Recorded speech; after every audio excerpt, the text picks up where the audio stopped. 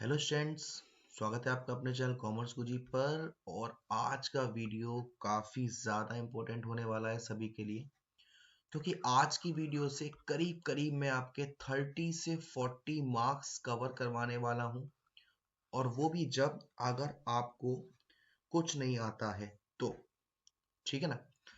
जैसे कि मैं आपको बता दूं कि बोर्ड एग्जाम में आपका डिसोल्यूशन के एंट्री वाले क्वेश्चन आने वाले हैं, है ना। एडमिशन का एक फुल फ्लेज क्वेश्चन आएगा, रिटायरमेंट का भी आएगा, चॉइस आएगी डेथ के साथ, कैश फ्लो आएगा, शेयर्स आएंगे, रेशियो आएगा। तो वन बाय वन मैं आपको क्वेश्चन समझाऊंगा और बताऊंगा। अभी मैंने आपके लिए एक मोस्ट इंपोर्टेंट पीडीएफ लिया था जिसके कुछ क्वेश्चंस मैंने आपको करवाए थे। आज मैं उसके आगे करवाने वाला हूं। और उसको करवाने से पहले मैं बता दूं कि अगर आपको कोई डाउट्स वगैरह हो तो ये मेरा व्हाट्सएप नंबर है 9690105047। यहाँ पे आप मेरे को व्हाट्सएप करके अपने डाउट पूछ सकते हैं, ग्रुप में ऐड हो सकते हैं, या और कोई दिक्कत हो उसके लिए भी पूछ सकते हैं। मुझसे लाइव पढ़ना चाहते हैं तो ज्वाइन कर सकते हैं। डिस्क्रिप्शन में आपको मेरी इंस्टाग्राम आईडी मिल जाएगी, वहां जाके फॉलो करके सपोर्ट कर सकते हैं। चलिए, सबसे पहले देखिए यहाँ पे क्वेश्चन है, चारू, दिव्या, ईशा पार्टनर्स है फर्म में। Pass journal entry for the following transaction on dissolution of the firm after various assets and external liabilities has been transferred to liation account. Okay. अब देखिए, आपको रिलायशन एंट्री पास करनी है। सबसे पहले मैं आपको बता दूं, आपको भी मालूम होगा कि अगर आपके पास पैसा आता है तो बैंक अकाउंट डेबिट होता है, और पैसा जाता है तो बैंक अकाउंट क्या होता है, क्रेडिट होता है। अब डिसोल्यूशन में क्या होता है कि हमारी जो पार्टनरशिप थी वो तो खत्म हो गई सर। अब जो भी चीज जाएगी वो रिलाइजेशन में से जाएगी, है ना। तो यहां पर सबसे पहला देखिए, पहला आपसे कह रहा है an unrecorded assets of 40,000 was given to an unrecorded creditors of 60,000, settlement of his claim of 45,000 and the balance was paid to him in cash। इसका मतलब क्या है, एक अनरिकॉर्डेड एसेट्स जो कि कितने की थी, 40,000 की थी, ठीक है, वो हमने एक अनरिकॉर्डेड क्रेडिटर्स को दे दी। यानी कि एक लेनदार थे हमारे, कितने के, 60,000 के, उनको हमने 40,000 की अपनी एक एसेट्स दे दी, और क्लेम कितने में सेटल हुआ, 45,000 का। और अब जो बचा हुआ पैसा है वो हम उन्हें दे रहे हैं, यानी कि हमारे पास से पैसा जा रहा है। पैसा जा रहा है तो क्या होगा सर, बैंक अकाउंट क्रेडिट होगा। और इसमें जब भी कोई चीज आती है जाती है हम नहीं डालेंगे, हम सिर्फ क्या डालेंगे, रिलाइजेशन, यानी क्या एंट्री पास होगी, realisation account D R to bank. और पैसा कितना देना पड़ा हमें, 15,000। और अब यहां पर नरेशन क्या डालेंगे, unrecorded assets given to unrecorded creditors. अब यहां सेकंड देखिए, a motor bike which was not recorded in the books was taken over by Charu 10,000, whereas its expected value was 15,000। एक मोटर बाइक जो कि हमने रिकॉर्ड नहीं करी थी उसको चारू ने ले लिया, कितने में, 10,000 में, और उसकी एक्सपेक्टेड वैल्यू थी 15,000, यानी बेचते तो 15,000 मिल जाते, लेकिन अब कितने मिले, 40,000, है ना। तो अगर आप उसको बेचते तो हमारे पास पैसा आता, बैंक अकाउंट डेबिट करते, है ना। पार्टनर ने उसको ले लिया है तो यहां पर पैसे की जगह क्या आएगा, Charu's capital account D R to, क्या डालेंगे, रिलाइजेशन अकाउंट। और कितने में ले ली सर, 10,000 की टेक ओवर कर ली, तो 10,000 यहां और 10,000 यहां, ठीक। चलिए आगे बढ़ते हैं। थर्ड देखिए, creditor to whom the firm own 50,000 accepted stock of 30,000 at discount of 20% and the balance in cash. Creditors जिसको 50,000 रुपए देने थे, उसने स्टॉक एसेट कर लिया 30,000 का 20% डिस्काउंट पर। इसका मतलब क्या है सर? इसका मतलब ये है कि 30,000 रुपए का जो स्टॉक है वो 20% डिस्काउंट पे लिया, यानी कि 30,000 का 20% 6,000, तो 30,000 में से 6,000 माइनस किए, यानी कि 50,000 के लिए आपने 24,000 का स्टॉक दे दिया। अब कितना पैसा बचा 50,000 में से? 26,000, जो कि आपको देना है। तो आपने पेमेंट किया, आपके पास से पैसा गया तो ये वाली एंट्री जो आपने फर्स्ट वाली करी थी, यही सेम एंट्री कर देंगे, realisation account DR to bank account. कितना? 26,000। आई होप ये तीनों एंट्री आपको क्लियर हुई होगी अच्छे से। फोर्थ देखिए, X an old customer whose account for 20,000 was written off as bad debts in the previous year paid 40% of the amount written off। X जो हमारा कस्टमर था, जिसका हमने 20,000 रुपए से बैड डेब्ट्स रख लिया था, तो 20,000 का 40% कितना हुआ? 8,000। पैसा हमारे पास आ रहा है, और पैसा आता है तो क्या करते हैं? बैंक अकाउंट डेबिट करते हैं सर। और नीचे क्या डालेंगे? To realisation. अमाउंट कितना? 20,000 का 40%, 8,000। उसके बाद फिफ्थ में कह रहा है, Isha paid the realisation expenses of 20,000 out of her pocket and she was to get fixed remuneration 25,000 for completing the dissolution process. देखिए, ईशा एक पार्टनर है और ईशा ने रिलायशन एक्सपेंसेस को 20,000 में पेड किया है, वो भी अपनी जेब से, और उसके लिए उसे रेम्युनरेशन मिलेगी 25,000 इस प्रोसेस को कंप्लीट करने के लिए। ठीक है ना? तो अब जब आप पैसा देते तो बैंक अकाउंट क्रेडिट करते। यहां पर पैसा कौन दे रही? ईशा। रिलायशन एक्सपेंसेस 20,000 के, और उसको रेम्युनरेशन मिल रही 25,000 की, यानी कि टोटल पैसा कितना जा रहा है? 45,000। एंट्री क्या होगी? पैसा जाता तो बैंक अकाउंट क्रेडिट करते। अब ईशा जी सारा पेड कर रही हैं, तो realisation account DR to Isha's capital account. कितना? 45,000। ठीक है। उसके बाद आपसे कह रहा है, Divya's loan of 40,000 was discharge eight 42,000। क्या दिव्या कोई पार्टनर है? हाँ, पार्टनर है। अब पार्टनर के लोन का अकाउंट नहीं आता, लेकिन 40,000 का लोन था, देना पड़ा 42,000, यानी कि 2,000 रुपए का नुकसान हो गया। नुकसान हमारा कहाँ जाता है? रिलायजेशन में, डेबिट साइड में, तो यहाँ रिलायजेशन डाला हमने। ठीक है, 2,000 का, और पेमेंट भी तो किया है हमने दिव्या के लोन का, तो दिव्यास लोन अकाउंट। कितना था सर लोन का अमाउंट? लोन का अमाउंट था 40,000, तो टोटल पेमेंट हमारे पास से कितना गया? 42,000। ये थी आपकी एंट्री। आई होप सो आपको समझ में भी आ गई होंगी। ठीक है ना? अब देखते हैं क्वेश्चन नंबर 23। वैसे ये जो क्वेश्चन है वो बहुत ही बेसिक क्वेश्चन है ना? और इससे आपको थोड़ा सा क्लेरिफाई भी हो जाएगा कि क्वेश्चन में एंट्रीज कैसे करते हैं। यहाँ देखिए, पिन्योर लिमिटेड ने इनवाइटेड एप्लीकेशन 11,000 शेयर्स की है, 100 ईच है, और प्रीमियम है 10% का। एप्लीकेशन 25 का, अलॉटमेंट 40 का, फर्स्ट एंड फाइनल कॉल 35 का।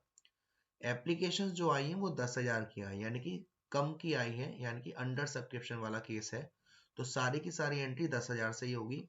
सारा पैसा रिसीव हो गया, लेकिन फर्स्ट एंड फाइनल कॉल का पैसा नहीं है 100 शेयर से, जो कि फॉरफिट कर दिए गए, और 60 शेयर बाद में रीशूट करें 90 पर शेयर के हिसाब से। अब इसमें हम एंट्री कैसे करेंगे? देखिए, शेयर्स में सबसे पहले एप्लीकेशंस का पैसा आता है, बाद में शेयर जाता है। और मैंने क्या बताया था, पैसा आएगा तो बैंक अकाउंट क्या होगा, डेबिट होगा सर। तो पहली एंट्री में पैसा आ रहा है तो बैंक अकाउंट डेबिट। और किसका पैसा आ रहा है, लोग हमें शेयर्स के लिए एप्लीकेशंस दे रहे हैं कि भाई हमें भी चाहिए आपकी कंपनी का शेयर्स, हमें भी चाहिए आपकी कंपनी का शेयर्स। तो कितने शेयर्स, 10,000 शेयर्स इंटू 25। तो 10,000 इंटू 25 करोगे तो अमाउंट आएगा 2.5 लाख। 2.5 लाख इधर, 2.5 लाख इधर। अब जिन्होंने हमको शेयर्स वो पैसे दिए, हम उनको क्या देंगे, शेयर्स, शेयर्स देंगे, है ना, ठीक है ना। तो अब देखिए क्या करेंगे, नरेशन में डाल देंगे बीइंग एप्लीकेशन मनी रिसीव। दूसरी एंट्री, दूसरी एंट्री में हम जो शेयर्स की एप्लीकेशंस आई हैं उनको हम क्या देंगे, शेयर्स देंगे। तो जब हमारे पास से शेयर्स जाते हैं तो क्रेडिट में डालेंगे शेयर कैपिटल। और किसके शेयर्स जा रहे हैं, शेयर्स की जो एप्लीकेशंस आई थी, तो share application account DR to share capital. कितना अमाउंट, 2.5 लाख सर। तो ये तो एंट्री हो गई हमारी एप्लीकेशन की। एप्लीकेशन पर ही पहले पैसा आता है, बाद में शेयर जाता है, ठीक है ना। बाकी सब में पहले शेयर जाएगा, बाद में पैसा आएगा। तो अगर मैं अलॉटमेंट की बात करूंगा तो अलॉटमेंट पे क्या होगा, अलॉटमेंट में पहले शेयर जाएगा, तो शेयर जाने में एंट्री क्या होगी, share allotment account DR to share capital. लेकिन अगर क्वेश्चन की बात करी जाए तो क्वेश्चन में सिक्योरिटी प्रीमियम रिजर्व भी था, वो भी अलॉटमेंट पर। तो इसमें क्या होता है, जब भी हमें सिक्योरिटी प्रीमियम रिजर्व दे रखा होगा तो वो भी वहीं आएगा जिस एंट्री की हम शेयर्स देने वाली एंट्री करेंगे उसमें।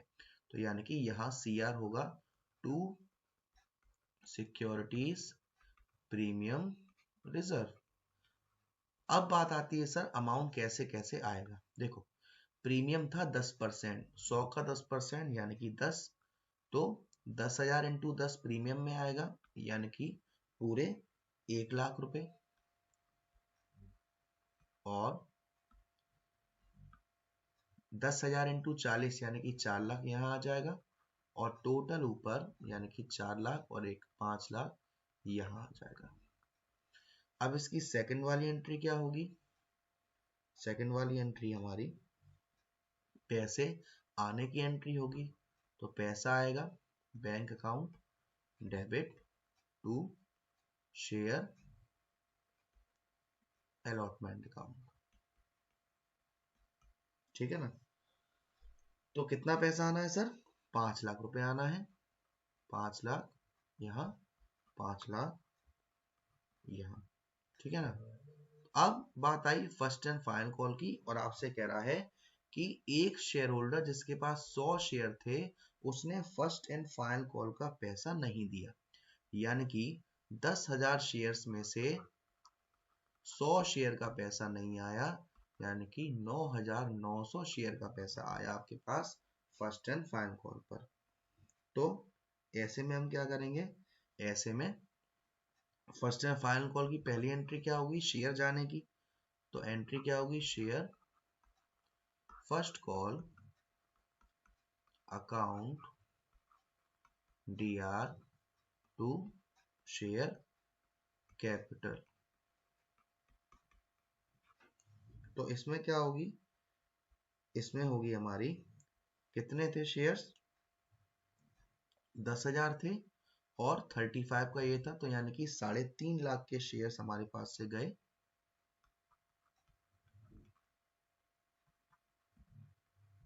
ठीक है, लेकिन पैसा आया है 9,900 शेयर्स का। तो पैसे आने की entry bank account debit to share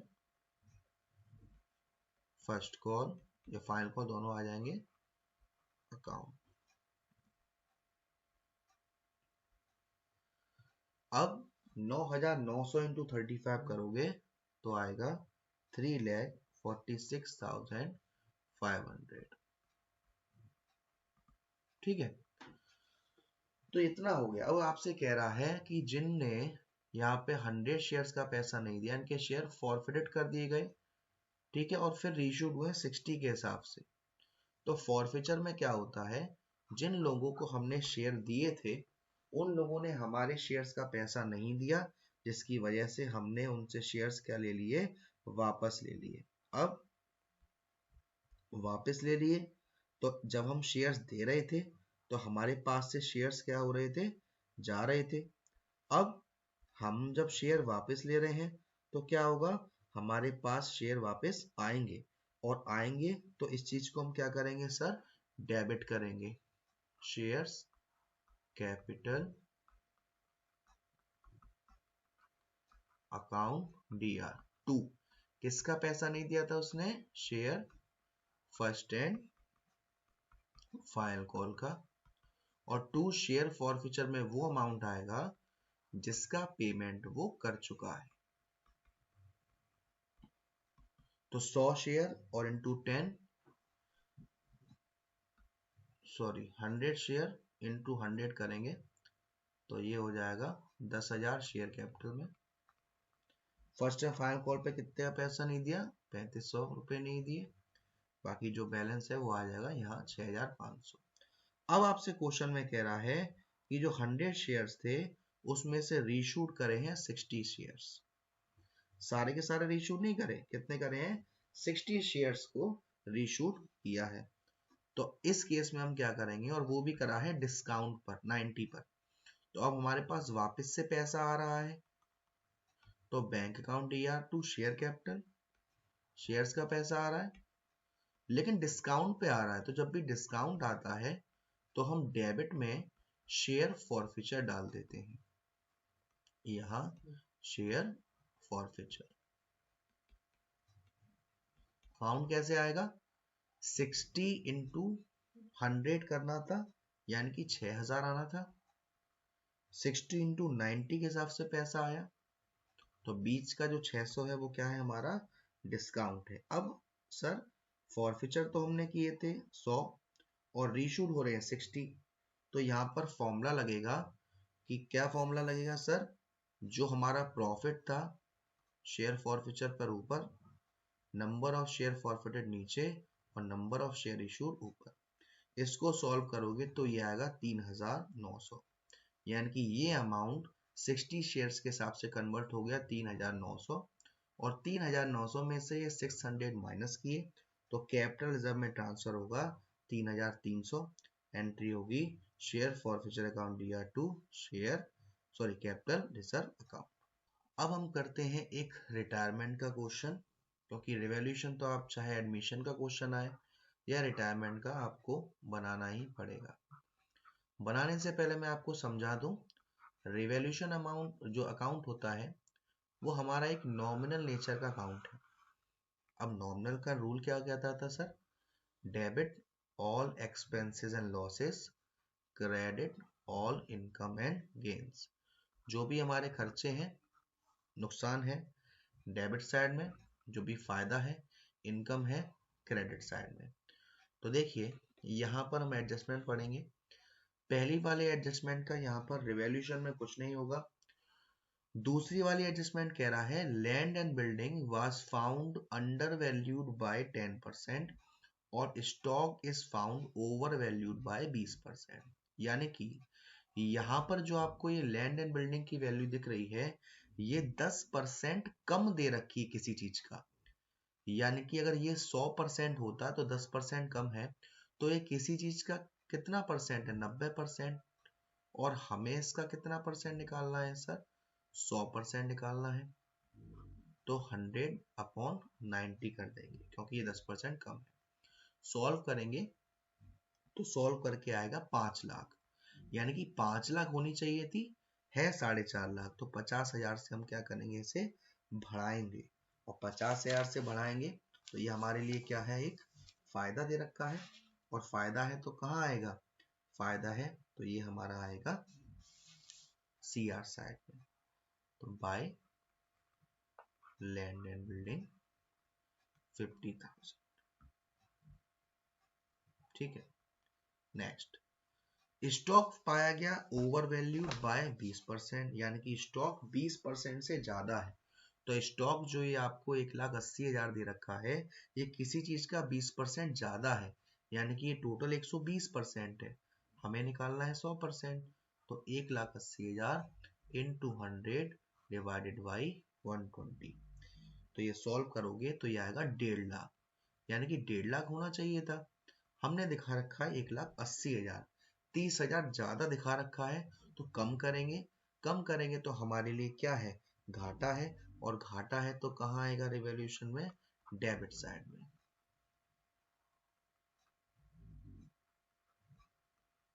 उसके बाद मशीनरी डिक्रीज हो गई 50,000 तक। पहले थी 1.5 लाख, अब 50,000 तक डिक्रीज हो गई, यानी 1 लाख कम हो गई। एसेट्स कम होगी, हमारे लिए नुकसान है। और नुकसान है तो कहाँ आएगा, डेबिट साइड, 1 लाख से। उसके बाद 25% of general reserve was to be kept as provision for doubtful debts. तो इसका यहाँ पर कोई ट्रीटमेंट नहीं है। मोटर बाइक जो 20,000 जिसकी वैल्यू थी वो अनरिकॉर्डेड है, यानी 20,000 की एसेट्स आपके पास अनरिकॉर्डेड है।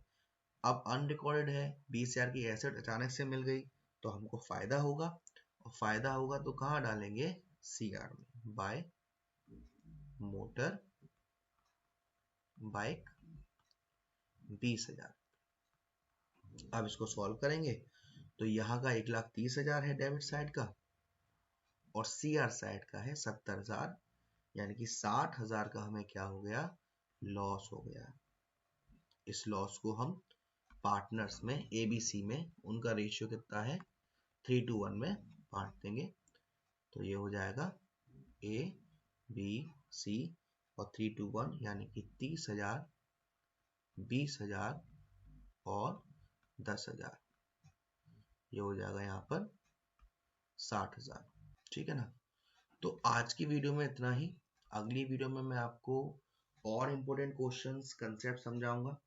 बस आप ऐसे ही वीडियो देखिएगा, सपोर्ट करेगा। वीडियो पसंद आई हो तो प्लीज वीडियो को लाइक जरूर करेगा, शेयर जरूर करेगा। अब तक चैनल को सब्सक्राइब नहीं किया है तो प्लीज सब्सक्राइब कर दीजिएगा।